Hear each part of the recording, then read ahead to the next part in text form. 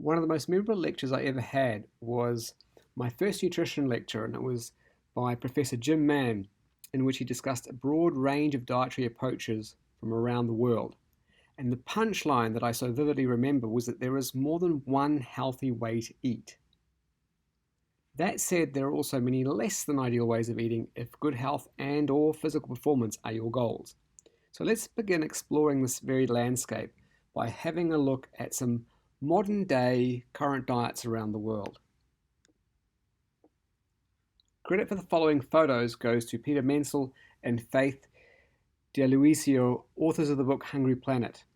Each image shows a typical week of food for that particular family, along with the country they live in and the approximate cost of the food shown at that time, which I calculated into New Zealand dollars. As you look at each image, feel free to pause at any point and think about how what you see relates to your diet and your budget and your circumstances even. Also think about the possible cultural context of each family and the possible health implications of what they are eating. So this is the Revis family of North Carolina, USA. Their weekly food expenditure was roughly New Zealand $505 a week. And you can see 1 week's worth of food in the photo. This is the Storm family of Hamburg in Germany. And their food expenditure was somewhat less. It was around 430 to 440 New Zealand dollars. This is the Ottersland Dahl family of Juttum from Norway. Their food expenditure was also around the $400 a week range.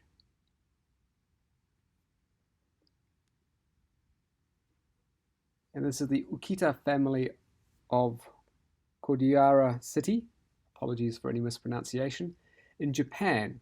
And here we're again looking at something close to $500 a week, and quite a different selection.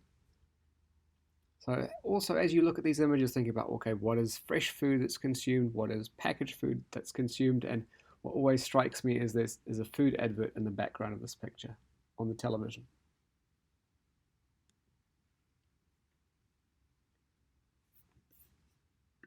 Here's the Abu Bakr family in Brijing Camp, which is a refugee camp for Sudanese refugees in Chad.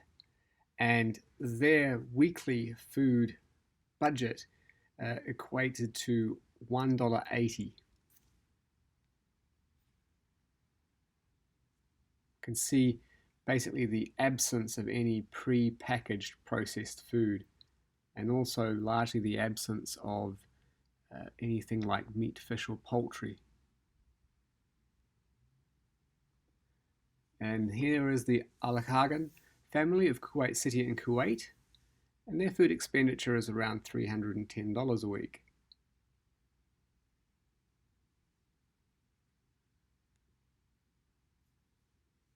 And the Casales family of Cuernavaca in Mexico, with a food expenditure of about $146 a week.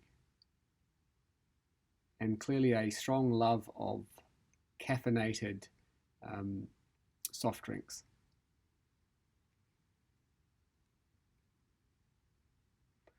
And here we have the Ahmed family of Cairo, so Egypt, with a food expenditure of around about $32 a week.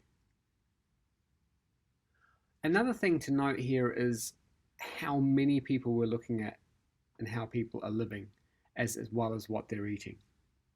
So we can see quite different amounts of food spread across a variety of family sizes. This is the Aime family of Tingo, a village in Peru, and their food expenditure was around $47 a week. And we can see here really basically just fresh produce and mostly quite starchy. What also strikes me is they look very happy in this photo.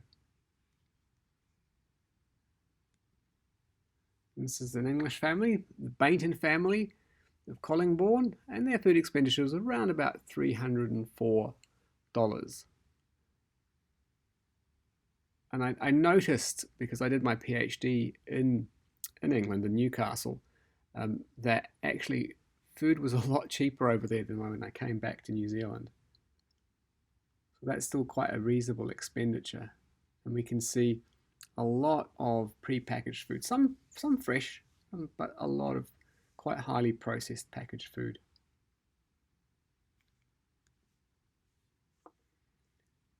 This is the Namgay family of Shinki village in Bhutan, with the very low weekly expenditure of just under $5. And again, a fairly substantial extended family and a lot of fresh produce.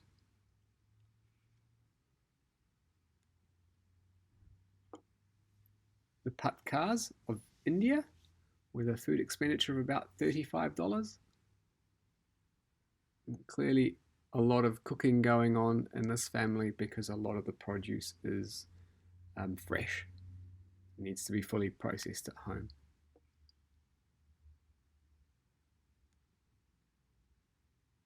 And the Lemoines of France, with a food expenditure at the higher end of what we've seen in this collection of close to $550 a week. And for a fairly small family of 4+1 cat.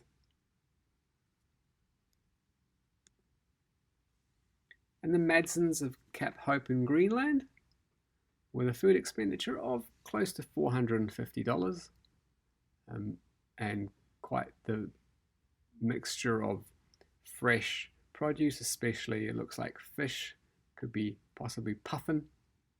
And we can also see those large metal urns that might have fresh milk sourced fairly locally, I would expect.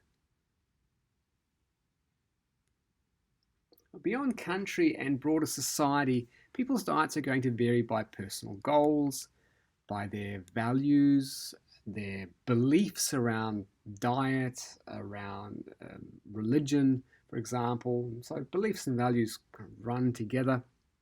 But of course, also affordability is a big one, and availability is probably the biggest one. If it's not there, we can't have it.